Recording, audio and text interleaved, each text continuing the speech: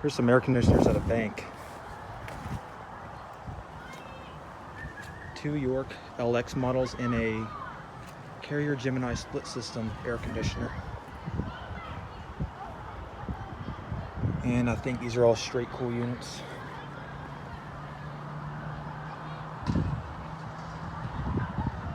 This one is a 2009 model.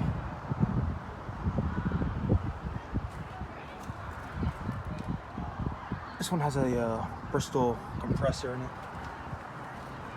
And I believe this one does as well. It's a little bit chilly right now. I might come back next spring or summer and get a video of these running, and possibly a startup.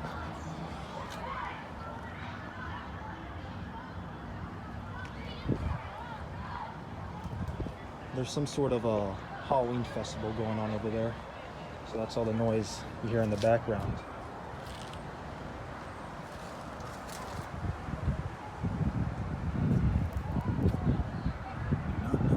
That piece of film is like glued to the fan grill or something, and that has a GE fan motor, I believe. I can't tell exactly what that designation says right there, but emblem on the condenser guard there. And these two, I believe, have Gentech fan motors.